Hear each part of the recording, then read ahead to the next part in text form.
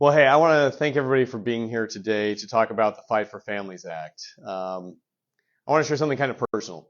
For the last year and a half, my wife Kelly and I have taken a small blended family of our four kids, aging in a range from 16 down to 3, and had the privilege of bringing in two foster kids to our family.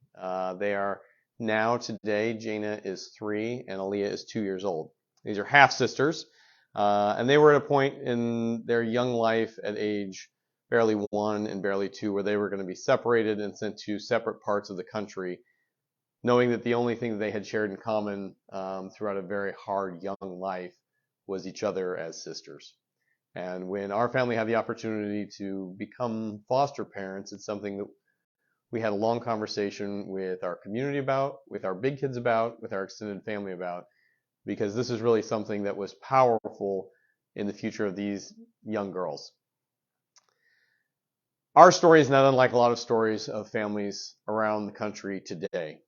Not least of all here in Iowa, where we have over 4,000 young kiddos in our foster system who are actively looking for families who want to become their forever families. It's hard for a foster family to be able to bring into this what it means in totality to have a young child or even an older child who is either directly related to that family member or maybe is related to that community, or maybe there's no relationship at all other than a loving home that is actively waiting for them. And here in Iowa, we have dozens and dozens of families waiting for the opportunity to bring these young kiddos into part of their life. A challenge that we've experienced going through this is talking with so many foster families who the financial challenge alone creates an unintended burden for them to be able to bring a new person into that family unit. We spoke with retirees whose grandchildren had the opportunity to become part of their family, but saw firsthand the challenge of a legal cost to be able to adopt their own grandchildren, making it almost impossible for them to be able to have that child in their home without causing a huge financial hardship for those families. We talked to community members who had witnessed time and time again the abuse that was levied on small children, and that they were willing to raise their hand and say, we welcome this child into our home, only to be told that the cost alone was going to be so expensive that they weren't going to be able to afford to offer that child an opportunity to come and join their community. So what this bill does today, and something that we are now moving forward on based on our experience and based on so many shared experiences across Iowa, is a bill called the Fighting for Families Act. And this is a real opportunity to allow low and middle income families the opportunity to take in what would be called disadvantaged children. These are children that are born in the United States. They're children that very likely, based on their profile, would have a hard time getting adopted through any other means. Think older children, children that have had a troubled or difficult history, children that may have a physical disability that requires a larger cost to be put on the adoptive family, or children that are in a minority status that doesn't afford them the opportunity to be adopted in the ways that other children might right here in the United States. What this intends to do is to put into tax code the long-term opportunity for families to receive just about $15,000 in tax credit per child to help with this possibility. Now let's be very clear. This already exists, particularly for families of means, because they can write it off.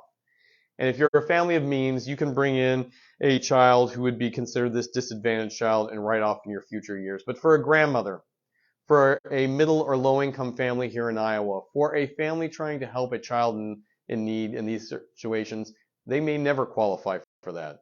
And the legal costs alone could make it an impenetrable barrier to becoming the type of foster family and ultimately adoptive family that they want to be. So not only does this bill help, it specifically would amend the IRS tax code to make permanent and fully refundable families adopting these disadvantaged kids. And I'll be very specific now.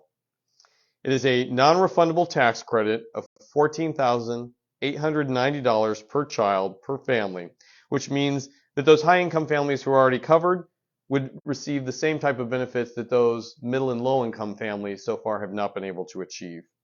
And it helps our low and middle income adoptive families and foster parents overcome that initial financial challenge of bringing a new member of the family in a spot where they're not going to disadvantage themselves or other children already in that family. Specifically, this helps those retirees, those grandparents, those aunts and uncles, as well as those community members who have seen this child and want to help them reach their full potential by bringing them into a lovely forever family, a loving forever family. And removing that burden is absolutely essential and it's necessary. And one of the reasons that as a co-chair of the Foster Family Caucus in Washington, D.C., we're making this a top priority moving forward. We've seen it work here in Iowa. We know it has a real potential to be successful. And we know that there are so many wonderful, loving kids looking for that ideal foster family and adoptive parent that we need to make that bridge easier for these children who desperately want a successful future. So bottom line, we want to incentivize adoption for all families. And my new bill will ensure that families of all backgrounds have the opportunity not only to foster kids, but bring that adoptive child into their life full term and have access to the full tax credits that other families have long held. And so tomorrow, as we look at adopting two incredible little girls to our family, we won't personally benefit from this, but we know that there are so many families starting next year, if this bill were to pass, that it would mean the world and possibly a life-saving change for these young boys and girls in our community who are looking to start their forever family together. With that, I'm so thankful for everyone who's been a partner on this, particularly right here in Iowa, our Department of Health and Human Services, for all those who are working in the foster care world, for those social service workers who are out there, and for those other foster families who are on your first, second, third, fourth, or even more fostering, affording you the opportunity to become the adoptive parent that you have sacrificed so much for. Let's help make that transition easier. I'm very proud of this bill. I'm very excited with the people who have come on board with this, and I look forward to this being a new pathway for families of all types to be able to integrate and be successful starting right here in Iowa. And with that, I'd be happy to take any questions or feedback from the group as well.